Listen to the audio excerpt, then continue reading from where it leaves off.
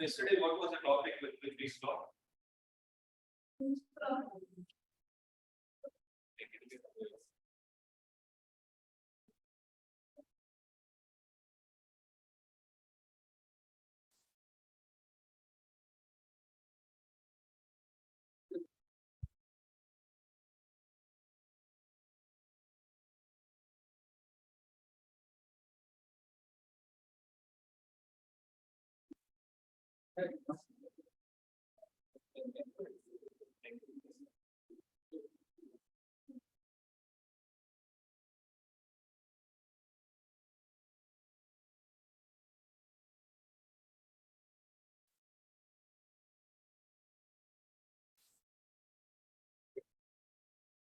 So yesterday we were discussing the last concept that we were discussing was principle of moments, or we also call it as rotational equilibrium, right?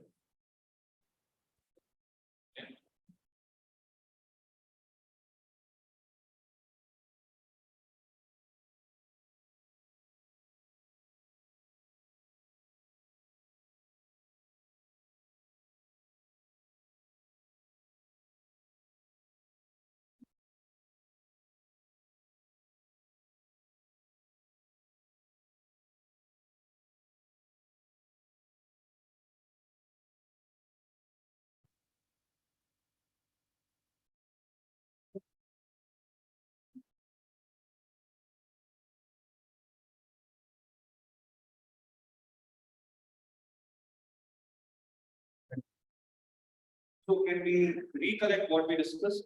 We discussed what were the topics that we discussed. So we saw the equation of rotation motion then we saw the concept of torque, the name for torque is moment of force. After that, we saw the concept of rotational equilibrium, or we also call it as principle of moments. Did we?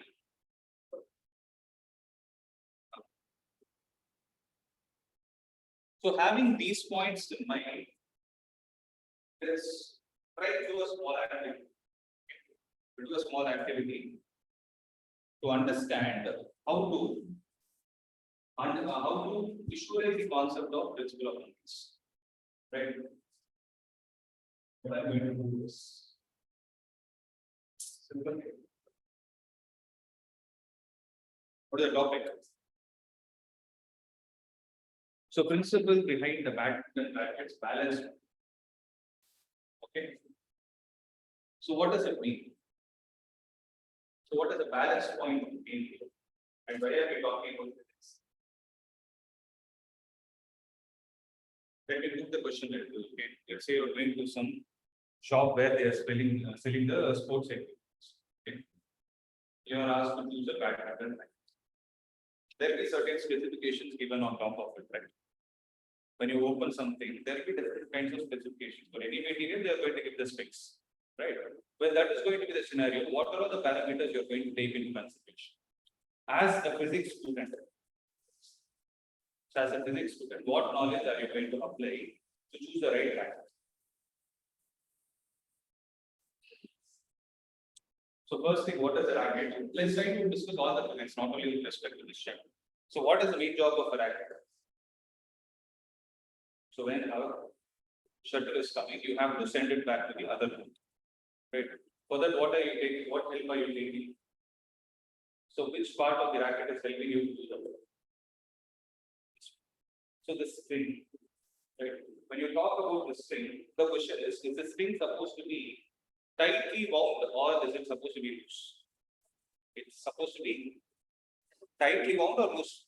So it can be hanging like that or it should be stiff. It should be stiff, right? I'm able to sense it. It should be stiff. So when you talk about the stiffness, what concept of the string is coming into picture? You speak about tension. Next time you go, right, you check there will be a tension that is associated. The next question is, you're obviously going to hold it at this point. Right? You're going to hold it at the handle. And you're going to create a motion. Right? Depending on how the shuttle is coming, you're going to create a motion. For that, what kind of a support is this supposed to provide? Does it have something to do with the mass? So I'll give you a heavy one, I'll give you a light one. Which one do you think is going to be easy for you to play? Which one is going to have you help you have more maneuverability? Maneuverability means more amount of motion and techniques. That is, it will allow you to play skillfully. So is it going to be a lighter one or heavy one? Lighter. Okay, that is in terms of mass. Now the question is, there is an important parameter called as balance, which has something to do with two concepts. One is called principle of moments, and the second is called center of gravity. The name itself is suggesting the balance point, meaning the place where this bracket is able to get balanced. So how do I find it? You all have pen in your hand, right? So if you take that pen, can you tell me where is the balance point of that pen without cap and with cap? You have a pen, right? So without, this is with cap. So with cap, how will you find the balance point? So you're going to hold it somewhere, and what should happen at that balance point? I told you should not apply any pressure, right? When you hold it at the balance, when you hold it at a particular point, what should happen to it? It should not rotate. Am I right? So there will be one particular point depending on what pen you have and what length it has. So holding the pen like this at the same balance point, remove the cap and see if you are able to balance it. What I'm saying is, repeat this activity like this.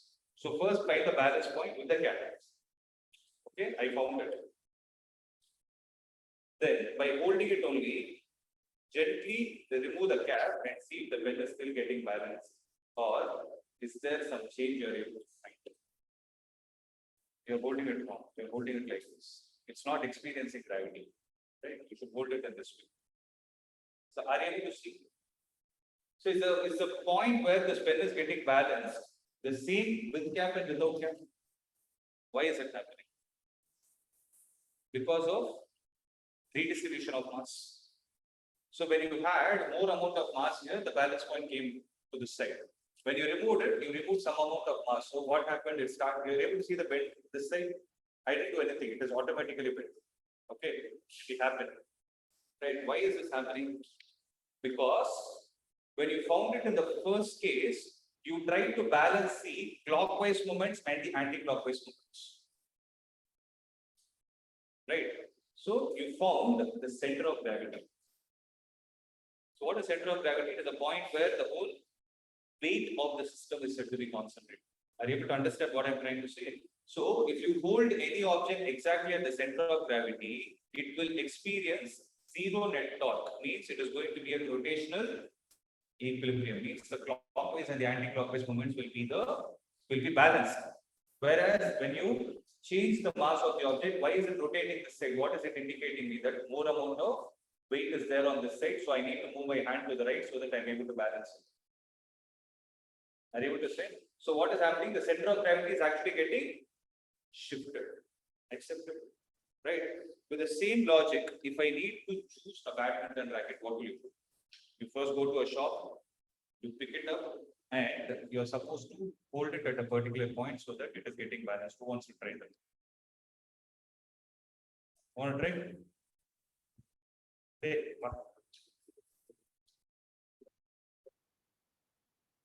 tell me where is it getting balanced? Let me see how much logic you have. So you should not apply any pressure. Hold it with 2 fingers. You hold it not like this. You have to hold it against the cap. So it is rotating, right? So it's going on the other side. So what is happening? Is it balanced? Your hand is shivering.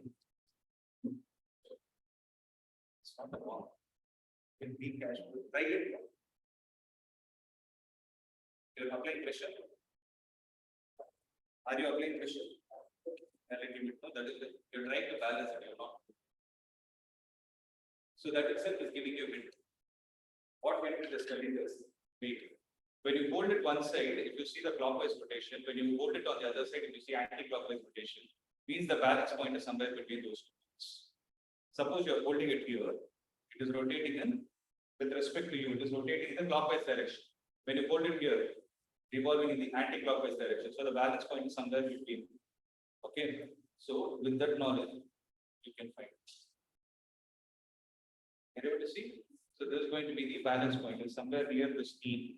Now what you need to do is, can you try? I already told you for also. You're applying pressure. You're able to sense it.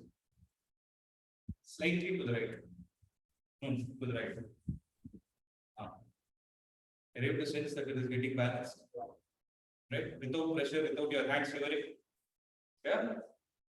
Yes. So this is called as a balance point. Now what you're supposed to do is from the bottom. Okay, from the bottom, if you measure this distance, right, you're going to get a length. Right. So balance point is badminton racket terms. As a physics student, the term you're supposed to use is center of gravity. So it is the center of gravity of this racket, where if you try to measure the distance from the bottom to this point, and if it comes out to be somewhere between 285 to 295 millimeter, in so many centimeters, 28.5 to 29.5 centimeters, it comes somewhere between it. Comes somewhere between 28.5 centimeter to 29.5 centimeter, then the racket is said to have a very good balance point. If it is less than that, meaning if this distance is less than the 28 centimeter, means the center of gravity is on the right of it. Right? You hold it here, for example, if that is a racket, then that kind of a racket is said to be head-light racket. What is it said to be? It's called as head-light racket. Whereas if the balance point is greater than the 28.5 or 29.5, it is said to be head-heavy racket. Has anyone heard these terms? Head-heavy and head-light. So again, try to break the word and see head-light. What is the head of this racket? So when the mass is concentrated more on this side, you are trying to say that the head is light. Because it is. So remember, center of gravity will always be concentrated on the side where the mass is. Are you able to understand? So if suppose it was to the right of the balance point, which it was supposed to be, then head is said to be light, meaning you will be having more maneuverability. Means you can play with more skills. But if you're a player who wants to play with smashes, right? You want to smash the racket and you're near to the net. Means if you don't want to give the response time to the other player, then you need to choose a head-heavy racket. Because when you are going to smash, where are you going to bring the racket from? From the top, right? And you just give an impulse, it works. Okay, you're not going to take all the energy and use it at one shot. Just give an impulse if it is a head-heavy racket. Whereas if it is a head-light racket, you have to play somewhere from the back of imagine, then your hand should have good strength. Are you able to understand how science is going to help with this? Right? So next time we'll be able to use a better racket for yourself. How many of you played? Everybody. Easy. Everybody can do it. Right? So next time play with better physics techniques. I'll ask you about projectile motion. So did you prepare higher? If the maximum height is more, is the range going to be less or? If maximum height is more, let's say you're hitting it like this. Let's say you take a back flip. If it is going high, is the range going to be less or more? So why horizontal range and the range maximum height and horizontal range are inversely proportional to each. So when can you generate maximum range? When you hit it exactly at 45 degrees with respect to whom? Or vertical also. Because when you take 45 degrees, it is an angular bicycle. Correct? Next time so you should be able to answer. Right? So this is all about the concept of center of gravity. I hope you're able to visualize what is this moment also. Are you?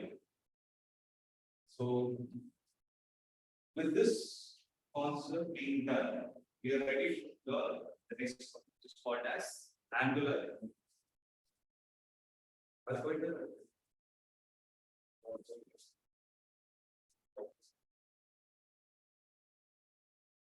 So write down the next heading as angular momentum.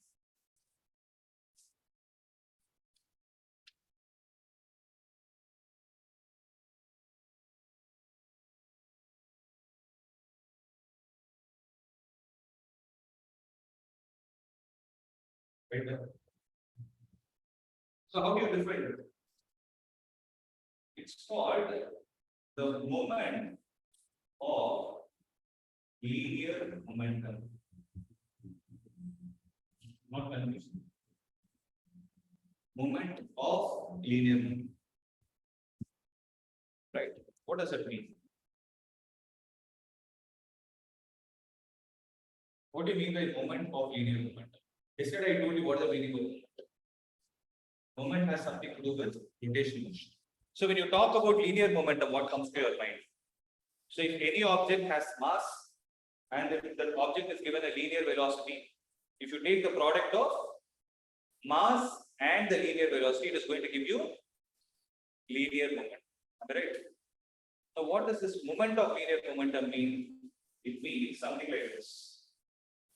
If I have an axis of rotation and there is a point P above which a particle is having a linear momentum, right? So from the axis of rotation, if I am able to define a distance r, then if I am able to define a parameter like this, r vector cross m times p vector or r vector cross p vector, then this particular expression is said to be angular momentum, and it is represented with symbol capital M. And it is a vector quantity, obviously, because you are doing the cross product between whom? Cross product between two vectors. What is one of the vectors? The first vector is the position vector from where? From the axis of rotation to the point where the linear momentum is acting. Am I clear with this point? So L vector is equal to R vector cross P vector. Now the next question is, can I write L vector is equal to, if I write R vector cross MV vector, can I write as M into P R sin theta times N cap, where M into P is going to give me linear momentum, R is going to give me the distance. Sine of the theta is there. What does the theta stand for? Theta is actually the angle between R vector and MV vector. Are you able to understand this point? Right? And what does this N cap stand for? N cap is a unit vector perpendicular to both R vector and MV vector. Are you clear with this? Right?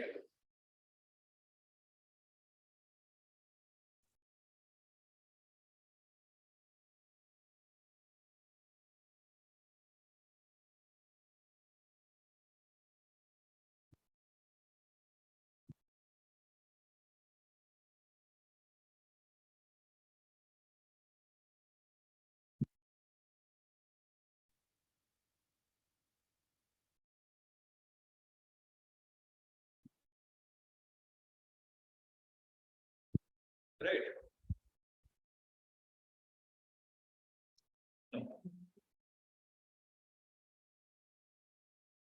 See, where else have you heard this terminology?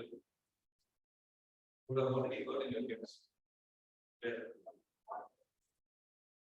Who gave you proposed? So in Bose postulates, one of the postulates is that electrons will be able to revolve only in those orbits where the dash is quantized. Angular momentum is quantized. So what you write there, you write MVR is equal to N into H divided by 2 pi. You write that. So N is the orbit number, H is going to be Planck's constant, and 2 pi is a constant. You've seen this, right, in atomic structure. So that is another concept that we need to know. Right? So having this in mind, let's see. If I have L vector is equal to L vector is equal to R into P into sin theta times N cap. If I differentiate on both sides, if I differentiate with respect to time on both sides, what will I get? dl vector divided by dt is equal to R into dp vector divided by dt times sin theta. I can calculate like this. So R into what is dP by dt according to Newton's second law? What is the rate of change of linear momentum? It's called force. So R into F into sin theta n cap. So dl vector divided by dt is also R of sin theta n cap. If you revisit the concept, what does R of sin theta stand for? What concept is R of sin theta? It is a torque. So an important point to be noted here is linear motion and rotation motion are very well connected. It is very simple. If you go to linear motion, you can reconnect all the terms related to rotation motion. How, for example, when we saw the equations of rotation motion yesterday, what were the three equations? Omega is equal to omega naught plus alpha t. Theta is equal to omega naught t plus half alpha t square. Then omega square minus omega naught square is equal to 2 alpha theta. Are these equations not similar to the linear equations? In a similar way, when you talk about force, according to Newton's second law, what does force stand for? Force is the rate of change of linear momentum. Then what is torque? Rate of change of angular motion. So from here I can conclude that torque is the rate of change of angular momentum.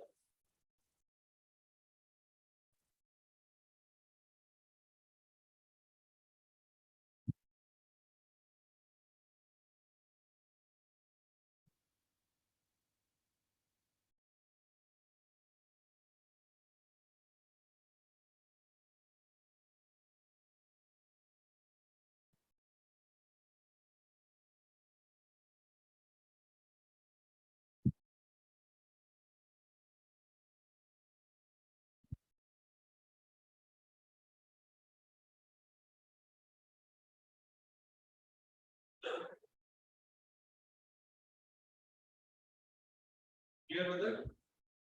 Now the next question is, what is going to be the SI unit of? What is going to be the SI unit of angular momentum? So mass is measured in kilogram, V is measured in meter per second, and R is measured in meters. So kilogram meter square per second square is going to give you. Oh, sorry, kilogram meter square per second is going to give you.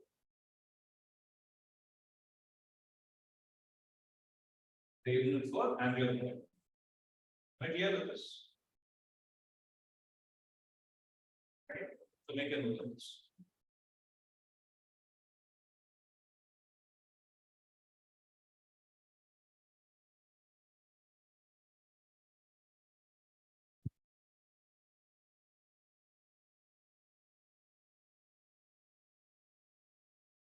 Shall I proceed?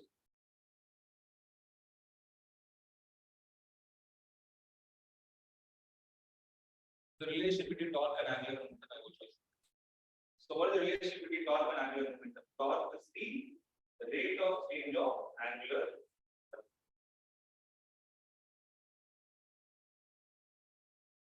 So since torque is the rate of change of angular momentum, can you tell me the other unit that is possible for angular momentum? Can I write Tn is equal to tau into dt? Can I do this? So tau is measured in terms of Newton meter and time is measured in terms of second.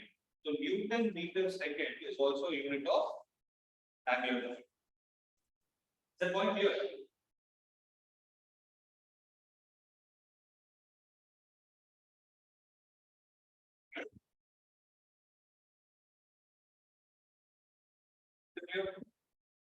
Shall I proceed?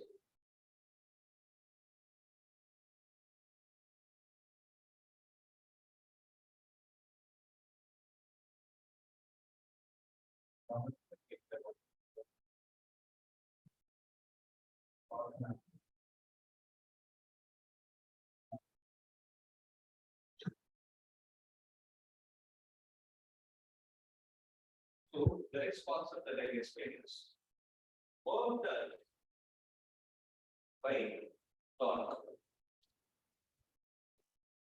So next heading that we can write down is work done by torque. So when we talk about work done, what comes to our mind? It is the force that comes into mind. Correct? So how do you define the work done by a force? Again, you will be asking two questions. What are they? One is the force a constant force or variable force? If it is constant force, what is the work done? Work done will be force into displacement into cos theta. Whereas if it is a variable force, work done will be integral of f into x. So in a similar way, when you talk about the work done by a torque, W is given as, okay. So what we can do is write it as integral of tau into d theta, where tau is going to be the torque and d theta is going to be the small angular displacement. So once these values are attained, you can integrate the values from theta 1 to theta 2.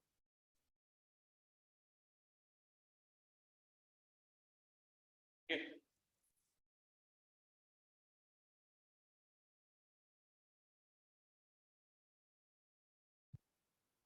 So I'll explain how to visualize. See, you take the water bottle as an example. Okay. So if I have to open this water bottle, what am I doing? Hold this side and rotate it. So it's getting open. So which direction? So when you see from the top, in which direction is the object revolving? When you see from the top, anti-clockwise, right? Anti-clockwise means something is coming towards you. When you see it like this, when you rotate an object in anti-clockwise direction, it's coming towards you. Same logic is applicable with respect to a screw also. So you have a wall and you want to drill or you want to screw a particular object. Then in which direction you revolve if you have to put it into? So you rotate it in the clockwise direction. So when you rotate it clockwise, it is going to get away from you. When you revolve something in the anti-clockwise direction, it comes towards you. So you have to remember this fact. Anti-clockwise moments are always positive. What is it? Anti-clockwise moments are always positive and clockwise moments are always negative. Why is it so? Because when you rotate any object in anti-clockwise direction, the object tends to experience a torque towards you. So anything towards you is taken to be positive, anything away from you is taken to be negative. So I repeat the point, anti-clockwise moments are considered to be positive and clockwise moments are considered to be negative. Is that clear? So now what I'm going to ask is, see,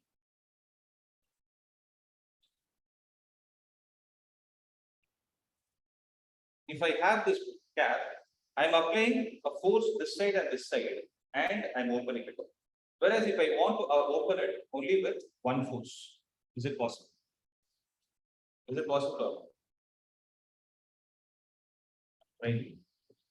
If the friction was sufficient enough, it would have been possible. So let's say it is loose like this. Now see. It is possible, but the effort is slightly more. Right.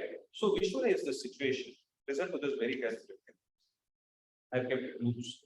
I've applied one force. So force is in this direction. And the axis of rotation is somewhere over here. It is revolving about this axis of rotation. So force multiplied with the perpendicular distance is going to give me torque. I have this torque.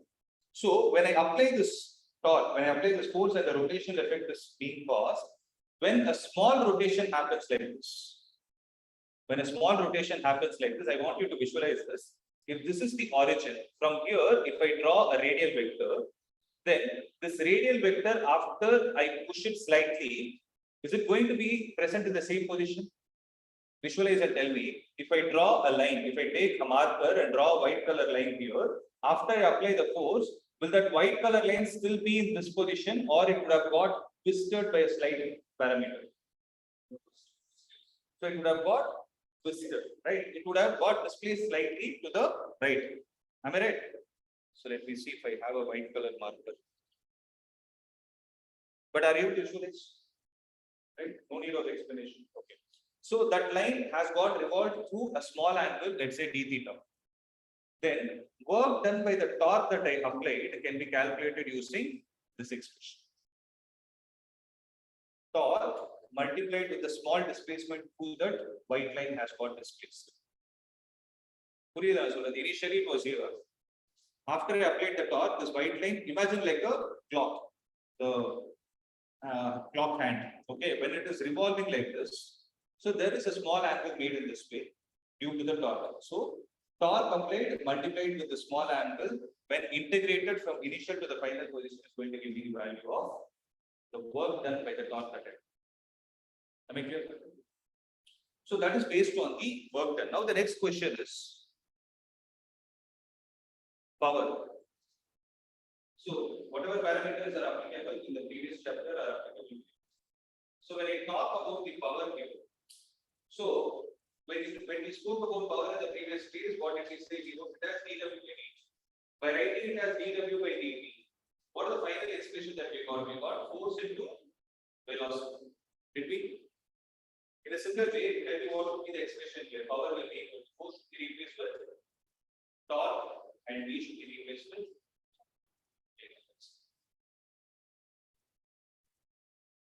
Am I clear with this?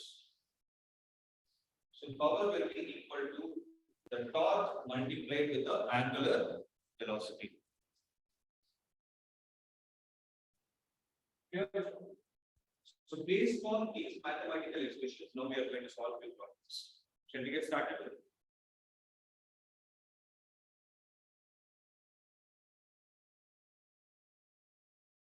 So the formula that we are going to use to solve the next set of problems are first, with respect to torque, torque is equal to perpendicular distance from the axis of rotation.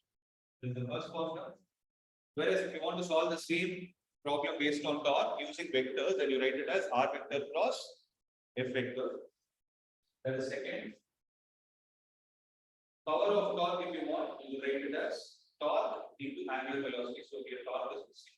So torque, it is not cross, it is into.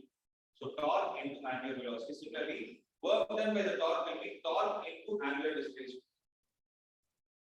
Okay. So angular momentum is linear momentum into perpendicular distance from axis of rotation. Right? Or you can also write it as R vector cross P vector. Whereas if you have a particle of mass n moving with uniform speed v along a circle of radius r, it's similar to that of an electron which is revolving in a circular orbit. Same scenario. So for a particle of mass m moving with uniform speed means it's a uniform circular motion. So when you talk about uniform circular motion, what will be the angle between the radial vector and the velocity? Always 90. So MVR sin theta, if you substitute 90, what will happen? Sin 90 will be 1. That is why you get the expression as m into v in 1. Okay. So basic formula is still the same, MVR sin theta.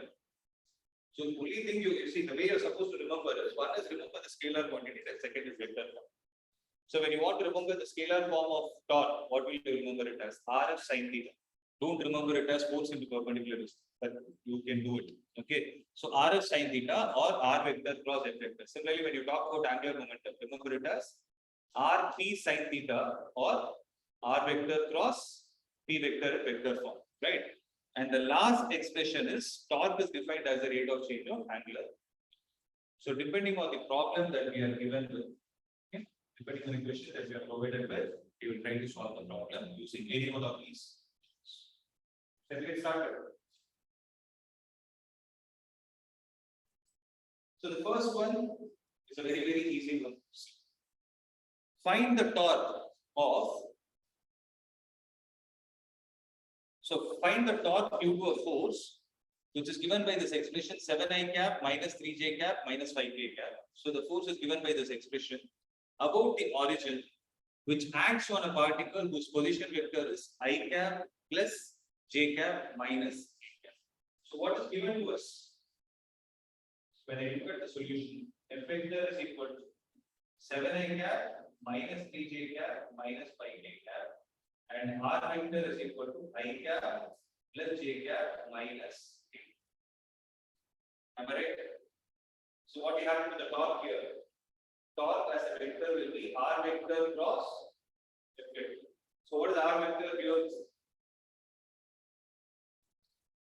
I cap plus j cap minus k cap cross F vector is 7i cap minus 3j cap minus 5k cap. So how to solve this? So we will use the determinant method. So you will write the first as I, j, k. Second step you write it as minus 1. And the third step you write it as 7 minus 3 minus 1. So what will happen to it? I gap into minus 5 minus 3 minus j cap. So you put the plus minus and the plus. So minus j cap into minus 5 plus 7 plus k cap into minus 3 minus. So minus 8i cap plus minus 2j cap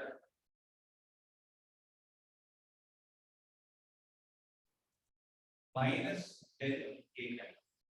And this is going to be the expression for the torque in terms of Newton meter. I don't know what are the units given there. Assuming that this is Newton and this is in terms of meter.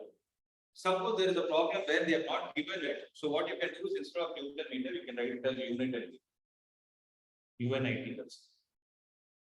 Okay. Shall I just copy it?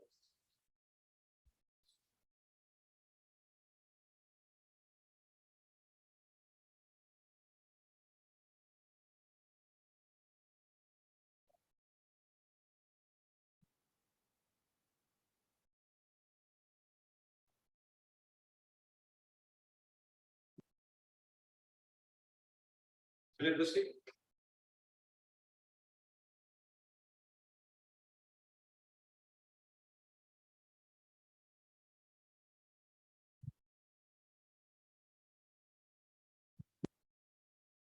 See, this is a problem which is based on principle of moments. Okay. So it's an important one and it's one also. It's an NCERT problem. Mark it as important. Okay. There is a metal bar which is 70 centimeter long and 4 kilogram in mass. It's supported on two knife edges placed 10 centimeter from each end. Okay, knife edge has been something like this. So 10 centimeter from each end, there are two knife edges that are placed where this 4 kilogram rod is getting balanced. Is that clear? Now a 6 kilogram weight is suspended at a distance of 30 centimeter from one end. So 30 centimeter from one end. It can be any one of the ends because it is symmetric. Right. So let's say from the left, with respect from the left of it, let's say at 30 centimeter, there is something that is hanging. Okay.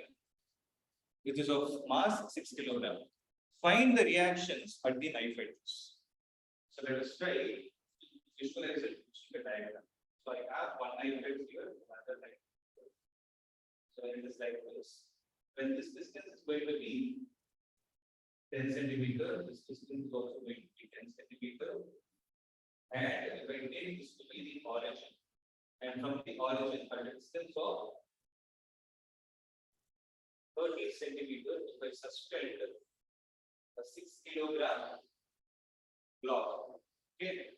Now, what is expected is find the reactions R1 and R2 at the knife edges and take the acceleration due to gravity to be 9.8 meter per second square. Okay. Now, my question is this metal bar has a mass of 4 kilograms.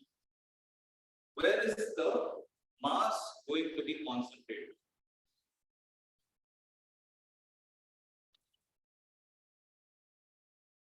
Listen to this carefully. Listen to this carefully. From the origin, for a 70 centimeter uniform rod, where will the center of gravity be? Or where will the center of mass be? Exactly at its center. So for a 70 centimeter rod, where is the center going to be? From the origin, it is going to be at a distance of 35 centimeters. So at 35 centimeter, can I say that there is a mass of 4 kilogram acting? Can I say that? Right. Now the next question is 6 kilogram is acting at 30 and 4 kilogram is acting at 35. So what is the distance between these 2 points is going to be 5 centimeters. Right. Now, if if you see the whole system is balanced, when I say something is balanced, then the net force acting on the system is 0, and the net torque acting on the system is also 0. Right? So first, when we use the translational equilibrium,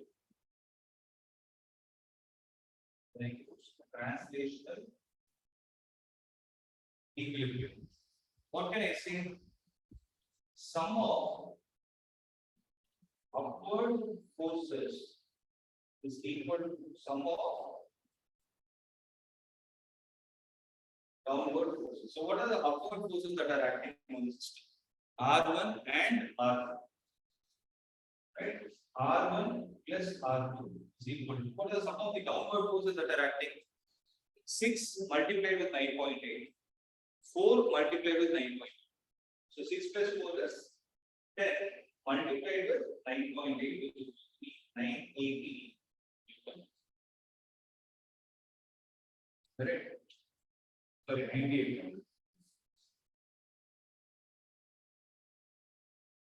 Going to be 19.8 meters.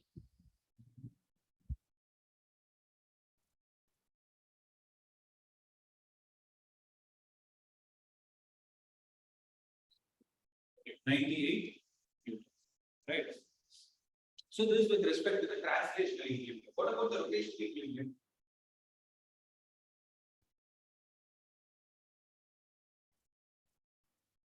So when I talk about the rotational equilibrium, what is going to happen? The sum of clockwise moments should be equal to the sum of anti-clockwise moments. Can I say that? So what are the clockwise moments acting on the object?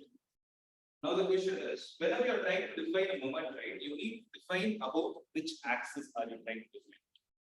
You need to mention that.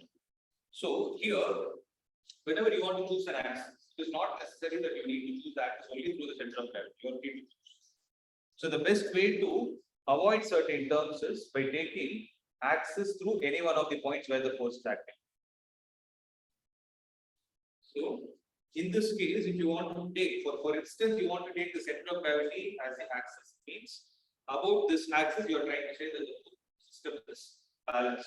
So if I take this point P, for instance, then about point P, can I say that the clockwise moment should be equal to the anti-clockwise moment? Now tell me, which force will have the tendency to create a clockwise moment and which one has the tendency to create an anti-clockwise moment? Visualize it. If suppose I hold the object, okay, I apply a force this side. I apply a force this side with respect to which direction is it revolving? Downward. So if I see, I'll make it like this. Let's make it common for both of us. So when I keep it like this, in which direction is it revolving? Clockwise. So with respect to a point on the right of, I repeat it, with respect to a point on the right of, if you have a force acting in the downward direction, it will create a clockwise momentum. Correct. Whereas, if I apply a force in the upward direction, if this is the direction, in which direction is the object tending to fall? See, I hold it, apply a force. Which direction is it tending to fall? Anti-clockwise. So at the same point, when you apply a force in the downward direction, it created a clockwise movement, but upward force created an anti-clockwise movement. So having this in mind, tell me, with respect to point P, which force has the tendency to create an anti-clockwise movement? With respect to this point P, look at the right side. So look at the right side. I'm talking only about the forces on the right hand side because I explained only with right hand. First, concentrate on that. So when I look at the forces on the right hand side, which force has a tendency to move it in anti-clockwise direction? R. Right. So R will make this object revolve in anti-clockwise direction with respect to the point B. Now I'll come to the same point again. See, if I hold an object like this, we saw what happened on the right hand side. To reiterate, on the right hand side, downward force creates a clockwise movement, upward force creates an anti-clockwise movement. What about the left hand side? When you apply a force in the downward direction, what are you able to see? Anti-clockwise. When you apply a force in the upward direction, it is creating clockwise. So, with respect to point P, on the left of it, what are the forces that you have? R1 will create what kind of movement? R1 will make, so imagine you always hold a pen. Okay, so see it like this. When you hold this pen, you apply force in this direction. Start visualizing. What direction is this? This is clockwise. So R1 creates a clockwise movement. And what about the 6 kilogram one? So when I hold it here, if I apply a force in this direction, 6 is here, right? 6 is here. So it is putting the object in the anti-clockwise. So 6 kilogram putting the object into anti-clockwise. I hope it's clear. Now, recollect the concept. What does the principle of moment say? The sum of the clockwise movement is equal to the sum of the anti-clockwise movement. How are you going to calculate the values? Calculate the moment, it is very simple. Multiply the force with the perpendicular distance from the axis of rotation. Right? So, what are the two forces creating anti-clockwise rotation? 6 kilogram and R2. Right? So, for anti-clockwise movement, look at the right side. I'm starting with the right hand side. For anti-clockwise movement, what's the right? 6 into 9.8. Am I right? 6 multiplied with 9.8 into how much? What is going to be this distance? This perpendicular distance is 5. So 6 into 9.8 into 5 plus R2 multiplied with how much is this distance going to be? So how much is this distance? It is 35. Out of 35, 10 is gone. So how much is this distance? 25. So 60 into 9.8 into 5 plus R2 into 25. Am I right? So what is going to be on the left hand side? Clockwise movement is created only due to one force. What is it? R1. So R1 multiplied with how much is this distance again? So R1 into 25. So if you see 5 will cancel this 25 by 10, 0 will cancel 5 times. So what do you have here? 5 times R1 minus 5 times R2 is equal to 6 into 9.8. Right? 60 minus 1.8. 15.8. 6 into 9.8 is 8.8 and let 8.8. So when we call this one as first, second. So first equation, second equation. So if you observe one thing, what is there? You have two unknowns. Hence, we needed two equations. So you have two linear equations. Solve them. You're going to get the answer. So problem would have been slightly simpler and they given the value of G as 10. Because 5 have cancelled this 12 times. Okay. Am I clear with this? Please make a note.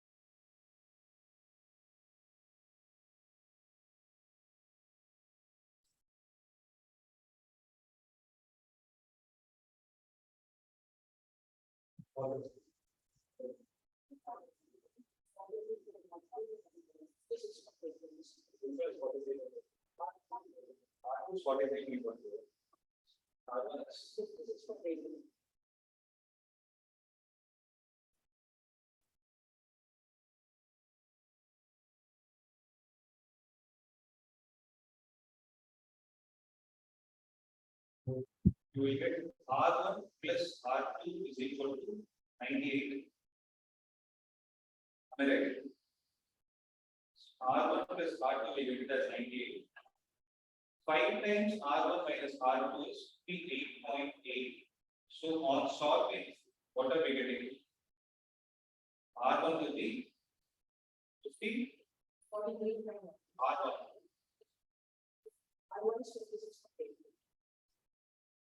R1 is 56.88 Newton and R2 comes out to be 43.1.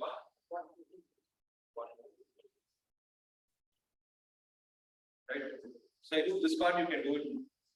So what you need to do is take the 5 and divide it here. R1 plus R2 is 98, R1 minus R2 is 58.8 divided by 5. Add both and then solve it. So you get 2 times R1 is equal to something. Find the value of R1. Take it back and substitute it in any one of the equations to get R1. So we have linear equations. Here. So I hope the concept is clear. Set. Here.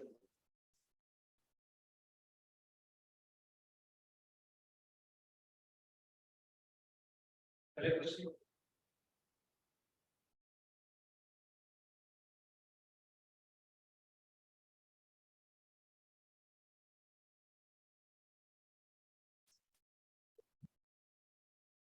Yeah. 54.88.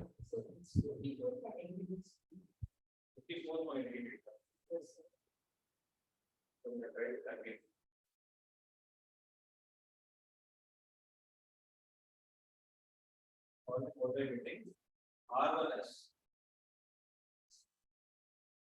R1 is 43.12 Newton and R2 is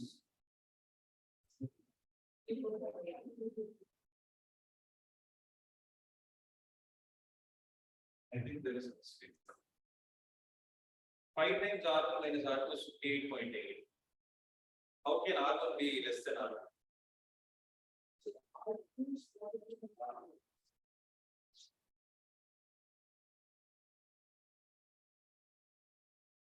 Come again.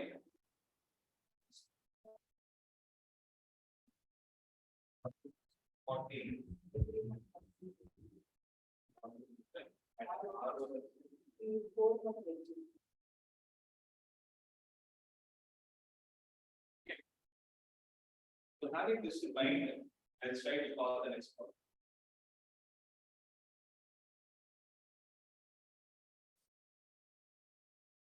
So let's try this. This is also a tricky one, right? A 3-meter long ladder weighing 20 kilograms leans on a frictionless wall.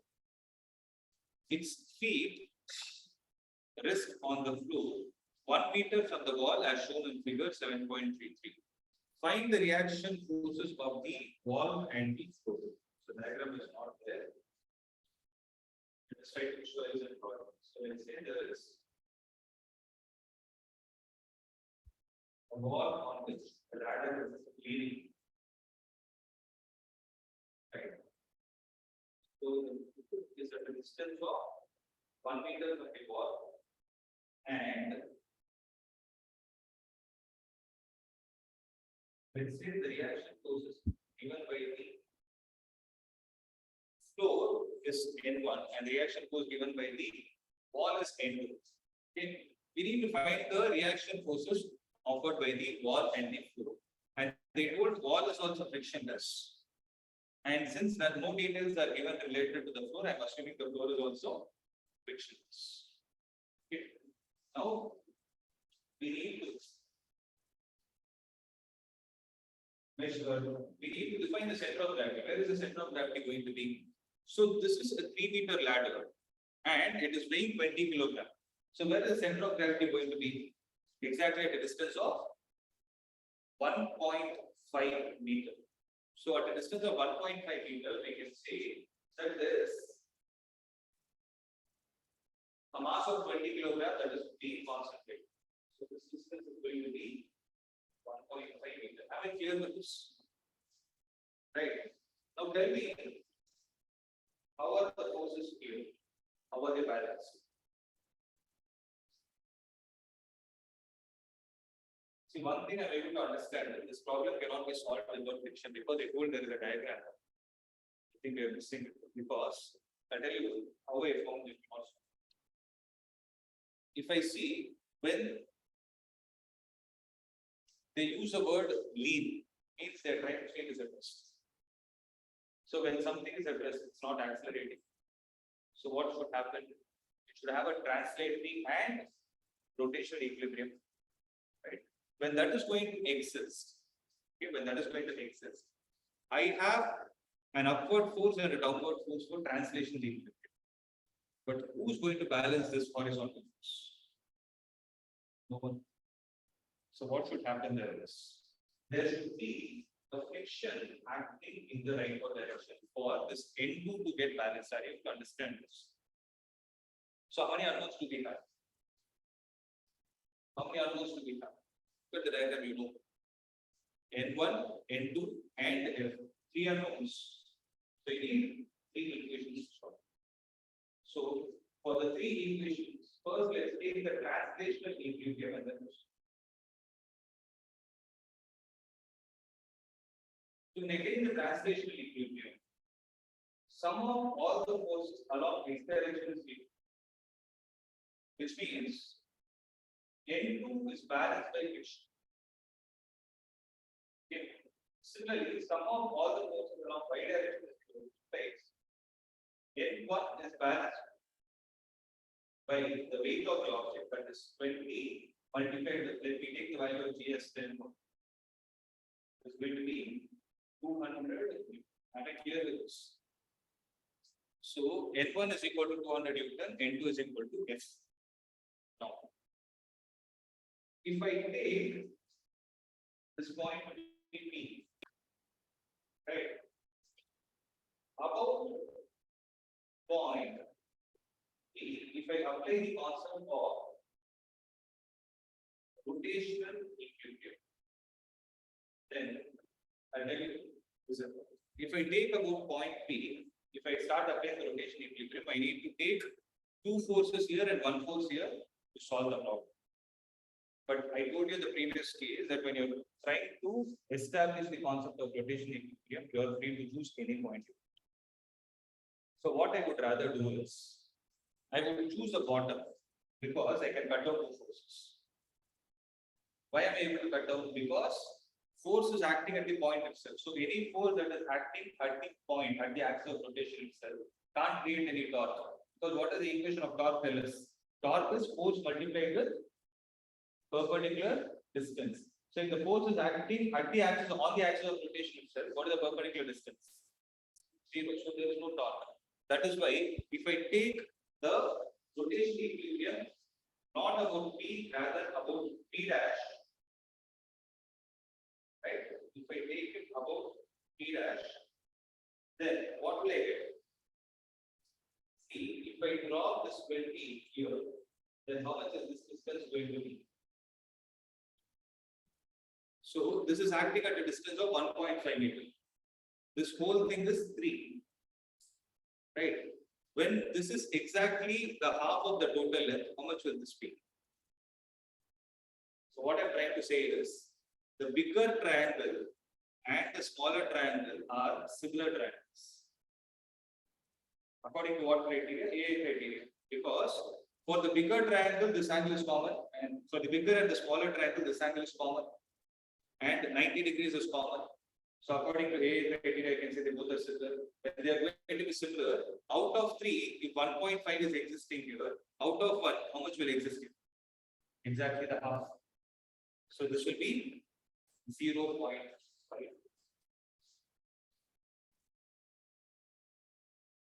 And for your information, there is also a textbook problem. Okay, these are all important problems. Practice them. Is it clear? Why is it 0.5? Because of the concept of similarities of triangles. Right? So, which force is, so about point P dash, which force is creating the clockwise moment? You have to visualize it. If it is the ladder is like this, right? This is the point where you are holding it. So 20 is acting downward. So this 20 will try to put the object in the clockwise direction, and this N2 is acting like this, anti-clockwise. So at point P dash, right, clockwise movement will be equal to the anti-clockwise. So what is the clockwise movement? It is due to the 20 kilogram mass. So 20 into 10 into how much is the perpendicular distance? This force is acting at a perpendicular distance of 0.5 is equal to anti-clockwise movement. N2 multiplied with what is this perpendicular distance? If this is 3, sorry, if this is 3 and this is 1, how much is this? Root of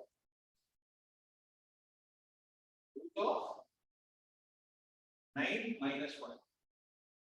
By the way, so it is going to be root 8, which is 2. Right? N2 into 2.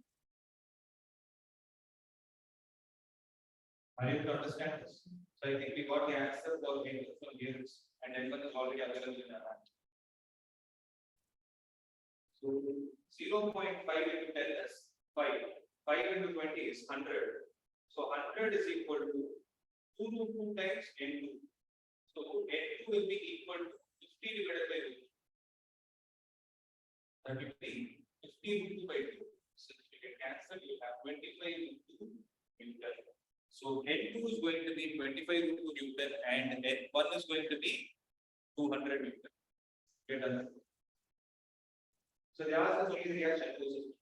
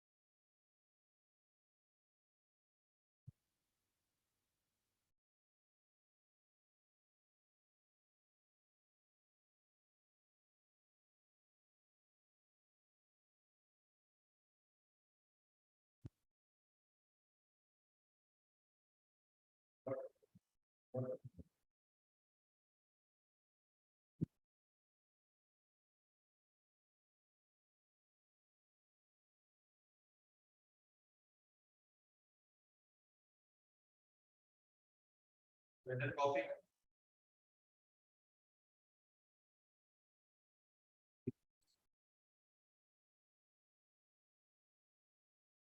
Do this. So this will help you for your chemistry.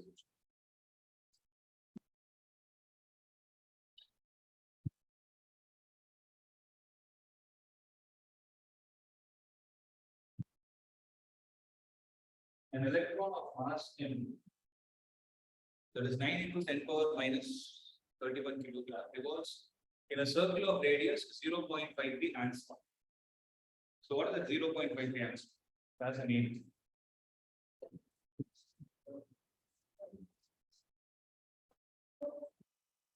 Vector constant 1.08 wave number 0.53 angstrom. What is the 0.53 angstrom? That has a special name. It's called Bose radius, because the radius of the first orbit of hydrogen. 0.53 angstrom alpha the kingdom. So how do you calculate the radius of the nth orbit?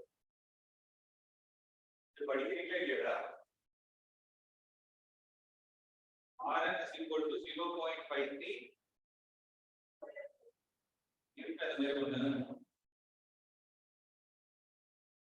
Signal chemistry is important. 0.53 times square we said, where you n is equal to 1 and z is equal to 1. What does it represent? Z is equal to 1 is for hydrogen, n is equal to 1 is the first orbit of hydrogen.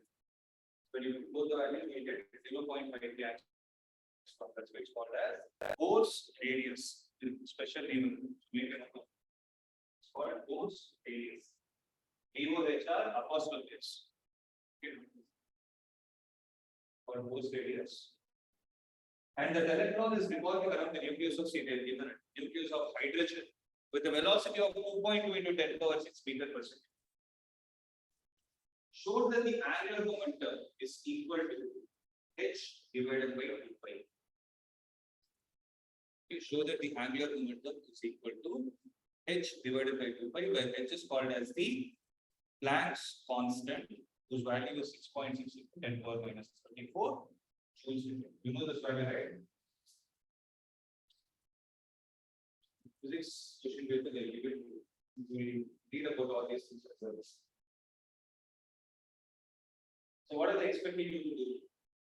You have to calculate MBR, you have to calculate h by 2 pi, both should come out to be the same number. Why do you need to calculate only MBR?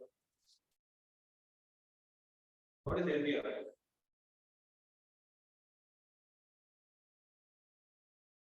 It is the angular momentum, and where will you apply this formula? Basically, the formula for angular momentum is MBR sin theta long. But why are we removing the theta? Theta is 90 degrees. So they give you circular orbit. So mass is given, speed is given, radius is given. When you substitute everything, that's a come out to be h by 2. So how you convert angstrom to meter? How do you convert angstrom to meter? Angstrom is 10 power minus 10. What is 10 power minus 9? And there's 1 unit.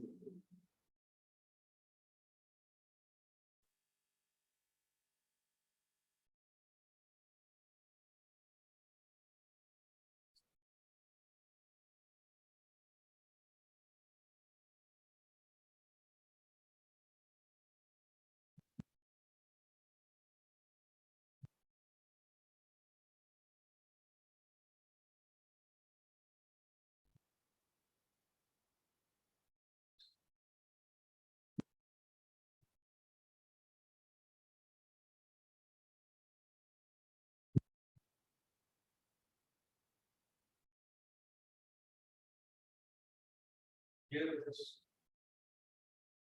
That part I hope you can calculate MBR, calculate h by 2 pi.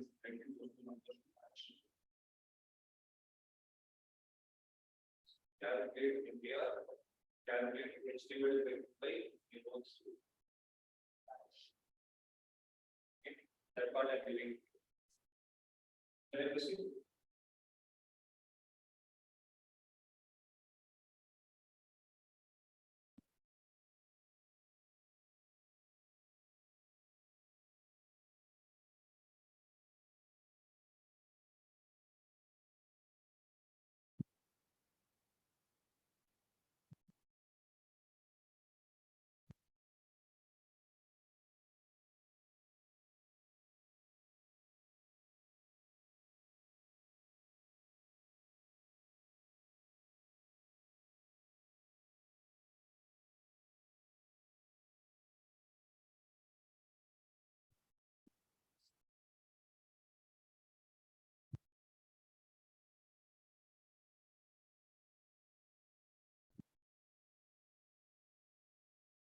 See, show that the angular momentum exactly revolving around the earth. This one will read in instead. So the equilibrium of rigid bodies have already explained, right? Based on this. We saw a few problems also. The next concept that we will discuss is moment of inertia. Right now, the take as moment of inertia and its physical significance.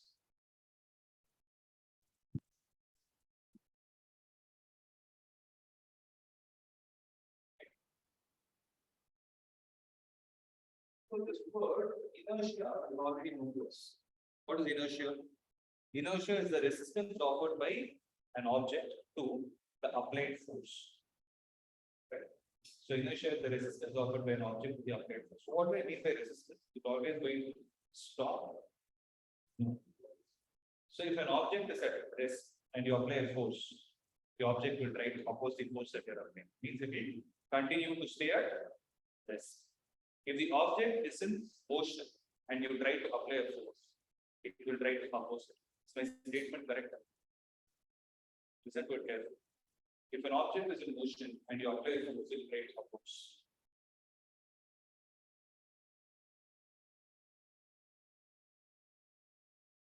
If an object is in uniform motion and you apply a force, it will try to oppose. What does law of inertia state? Newton's first law. Very good. So, when an object is at rest or in uniform motion, right?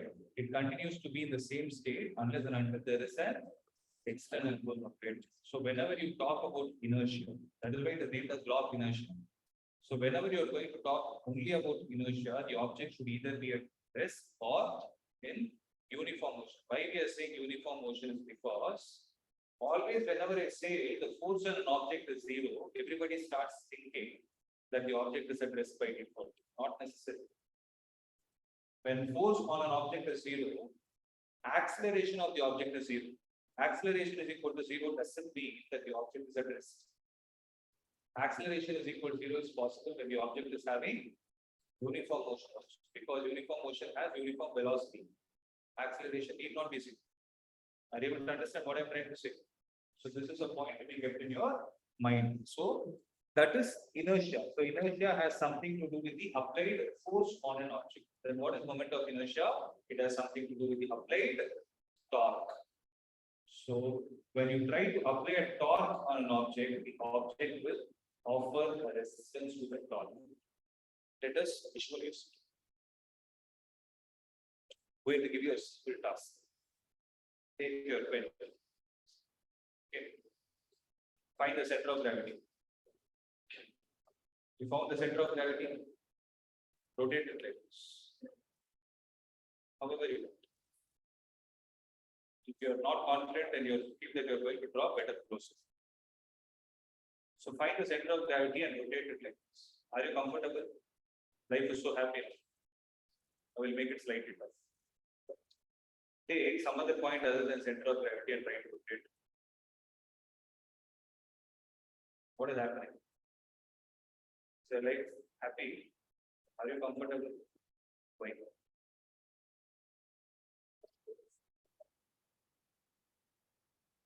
Because when you're trying to rotate it, the mass is not evenly distributed. See, are you able to sense it? I'm not sure that if you're able to rotate it properly. So when you do it at the center, you will be able to do it like this. Breathe in, right? Whereas when you hold it at some other point, other than the center of gravity and rotate it, you feel as if the pen is falling down. You have to first balance it, then make it record. Is it happening? So that is happening because of the concept of moment of motion. So when any object is revolving about the axis, passing through the center of gravity, moment of inertia is least. In the sense that object will not offer more amount of resistance because equal mass is distributed on both sides. So to put that kind of an object into rotation is a simpler aspect or a simpler task. Whereas if mass is not equally distributed, you are going to struggle to put it in rotation. So that is why you see everywhere you have cement. Have you ever thought of why does a car tire not have the axle exactly at the center? Why is it not given at one of the limbs? Imagine the car will go up and up. And it is very difficult to drive. You're putting more load on the engine. Whereas if you make it exactly at the center, it is equally driven. Axle number is axis. Right? It is exactly at the center. No? So it is easy for those wheels to revolve so that the rear wheels are also equally put. So that you are putting less load on it. If you see, mainly this chapter has a lot of application in automotive. Okay, so automobile engineering has a lot of demand on this. Right. So this is the critical significance. I hope you could sense it. Right? You could sense what I meant. But we'll prove it with mathematical value. As to prove this, right? The mathematical value is put in theory. Okay. Now, I need to ask the question of how do I define the moment of inertia of a rigid body? Even before I go to a rigid body, first let's try to define the moment of inertia for a system of particles. Okay. So what do I mean by system of particles? If I have the axis of rotation, right? If I take the different points like P1, P2, P3, so on till Pn, where there are different masses or values M1, M2, M3 till Mn are placed at a perpendicular distance of R1, R2. At a perpendicular distance of R1, R2, R3, and R4 from the axis of rotation. Then the moment of inertia of this particular system is defined as I is equal to, so this is the moment of inertia. So I is equal to mass of the particle. So what am I doing here? Here I am not defining an extended object. You know the difference between an extended and a point object? What is an extended object? This pen is an extended object. The pen which you are holding is an extended object. Whereas if I break it into small particles, that is going to be a system of particles. So the formula that I'm going to give you is applicable only for system of particles. Okay. So I will be equal to mass of the first particle multiplied with the square of the perpendicular distance, R1 square, plus mass of the second particle times R2 square, plus M3 R3 square, plus so on till Mn Rn square. Are you able to understand this? So the moment of inertia for system of particles is defined as the sum of the mass of the particle multiplied with the square of the perpendicular distance from where? From the axis of rotation. So if I have to write this as a single parameter, then I will write I is equal to sigma mass into R square, where look at the way I'm going to write the subscript. Here I write I, here I write I, where the value of I is going to start from 1. I is going to start from 1 and it will end with n. So sigma mi Ri square, where the value of I is starting from 1 and such. Here.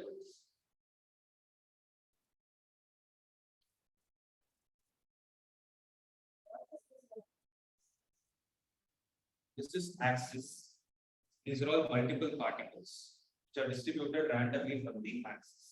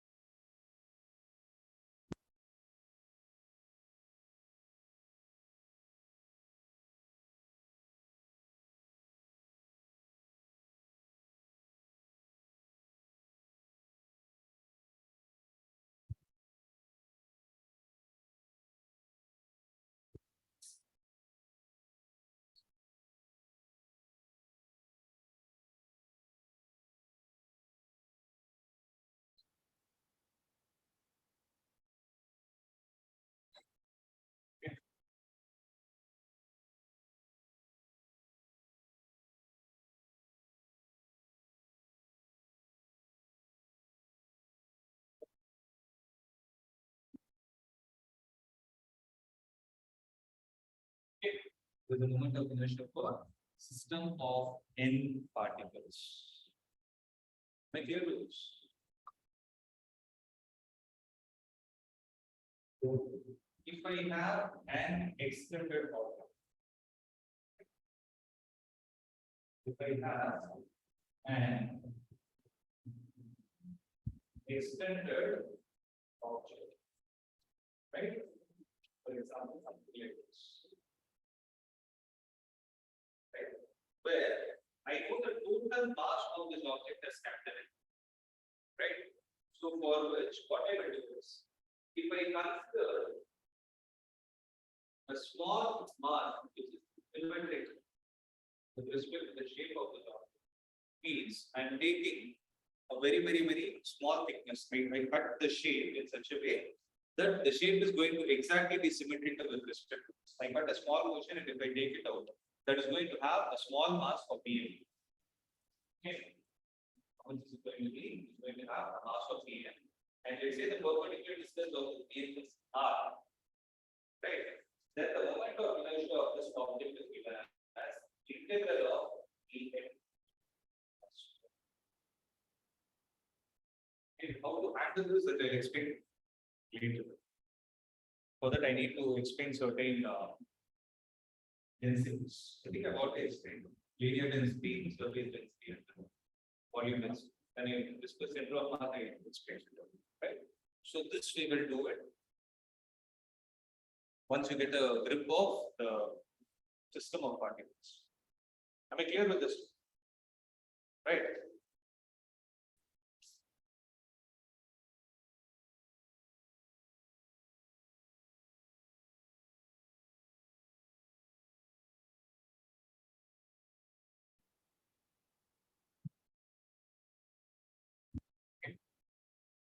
So with this, we can stop today. Next class will start with the same concept. And with respect to your test, regarding your test, you cannot have it tomorrow. We'll have it on Sunday. Sunday morning and weekend. 10 to 11. Not now. Page writers in the evening uploaded. Okay. So, all get end up. Others, and then so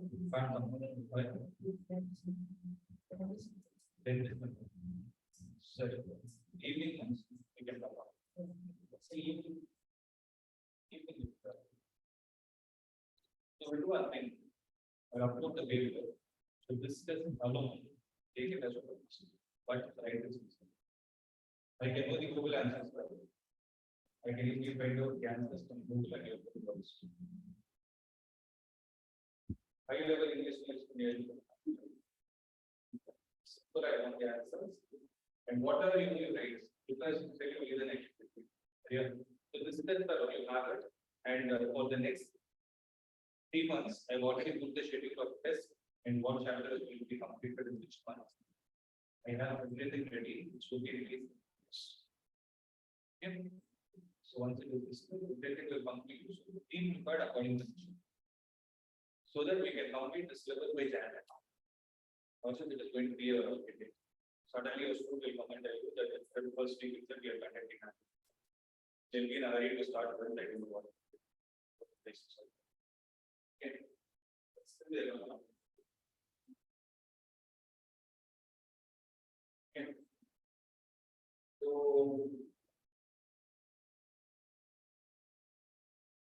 So that is what I wanted to tell you. Okay, so this test alone, let's have it online. Sure.